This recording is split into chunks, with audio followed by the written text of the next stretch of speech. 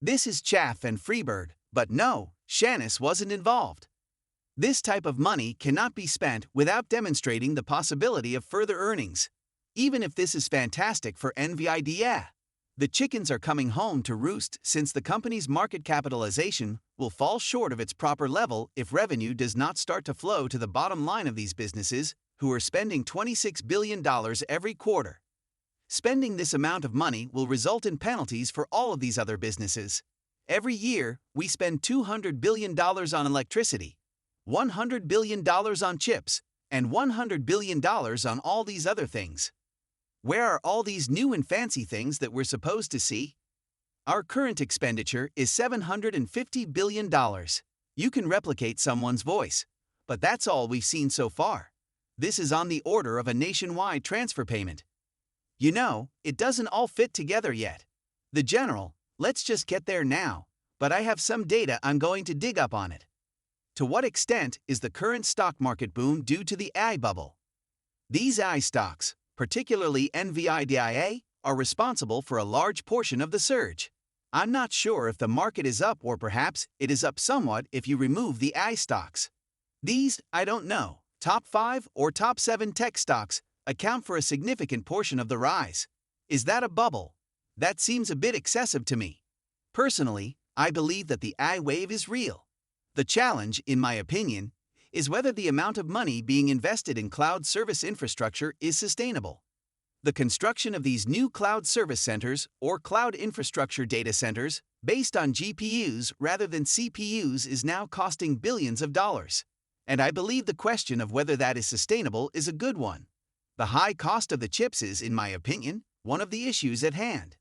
These Nvidia GPUs, after all, cost about $30,000 each. H100, right? And the shortage is a contributing factor in that. They are currently commanding a premium because they haven't been able to produce as much as there is demand for. To be clear, they are more than just a chip. People often think of them as something you can hold in your palm, like a chip. They resemble a compromised server with thousands of parts and a very complex manufacturing process. Regardless, they are highly costly. I believe everyone has heard of the next stock we'll examine, which is seeing significant growth in 2024. Nearly 10% has been deducted from those all-time highs that we witnessed a little more than a month ago. What do you have here at Nvidia for us? As you sort of mentioned, the bullish trend is still in place even though it has somewhat stalled out here. The stock has had a good run over the past year, but the 20-period moving average, which will be in blue, is now beginning to show some resistance. Now, $129 is the first support area you would like to see. In fact, there is some overlap between that upper trend line, or that channel line, and earlier levels of support. You'd like to see some buyers intervene because that bottom support line there is also almost nearing the $129 mark. If not, your next area of support will be $120 if there is a break. You don't want to see any kind of break below that, Tom, as that volume profile's red point of control is at about $898. That's about where the 200-day moving average sits. The RSI is currently producing lower highs and lower lows, so that momentum signal is really supporting the retreat we've witnessed. Additionally, the MACD is attempting to cross higher. Although the 12 VMA did move above the 26 DMA, it remains below the zero line, indicating a bearish outlook. However, that is something to sort of be aware of. You might consider $150 to be your region of resistance if there is any kind of upward drive here. There is still a lot of confluence or trading activity at that $150 level when you look at people selling puts against their long stock portfolio, as you and I both know from watching options flows virtually every trading session. Therefore, the positive trend is still in place despite a pullback and consolidation for the time being. For shareholders, any deviation from the support regions I indicated would be concerning. Yes, and throughout the past few weeks, Nvidia has had some support near the 100-day moving average, or $130. Even though I don't usually look at it, that 100-day moving average remained hovered just over $130, acting as a solid point of support. On the other hand, Jensen Ju delivers a keynote address at the CES conference on January 6. He usually has an optimistic outlook on this one. In what way would you like to view this one as an example trade? Indeed, Nvidia's fundamentals remain sound in this case, and it goes without saying that any remarks made by the business or its executives will likely be positive for the stock. Additionally, Tom, you might argue that it might potentially be a defensive stock. A few days ago, there was a decline in the whole stock market, and Nvidia actually saw a positive session. If you think volatility may seep in, it would be another area to concentrate on. Many traders may find this to be a secure haven. In light of that, let's examine the January 17, $140/$145 call spread. Purchasing the $140, selling the $145, and doing so for a $180 debit. The trade's maximum loss will be equal to the $180 debit paid. The trade has a break-even point of $141.80 and a maximum gain of $320. Once more, this is a stock that has intraday trading potential. That break-even point is absolutely within reach when you look at this strategy, since it's not impossible to envision $4 or $5 swings within the stock.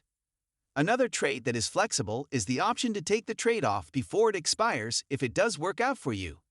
Once more, we've witnessed some buyers really intervene at these crucial support levels. The $127/$129 level has been crucial. Additionally, Tom, buyers have intervened in the $137 level even throughout the past two trading sessions, attempting to profit from an upward trend, attempting to capitalize on the possible cyclical dynamics of selling pressure in the larger equity market, and perhaps investors considering Nvidia as a safety play.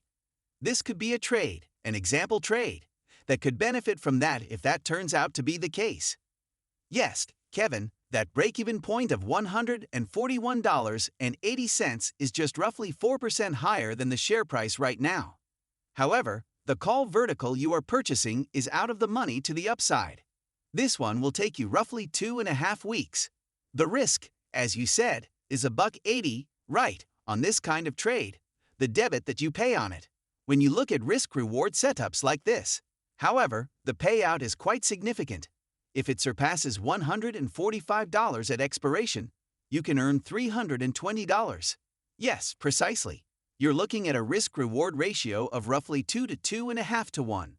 And when you had to go a little bit out of the money there, clearly, those options are going to be a little bit cheaper, and then you're not paying as much when it comes to intrinsic value. And in fact, this debit spread here, when it comes to the call side, does not have any intrinsic value being put into it. Once more, you're looking at a stock that has real movement potential because the average trading range is generally a little bit larger than the suggested volatility during the previous two trading sessions. Therefore, if you want it to go your way, you must take action. However, these pricing points are not new to us.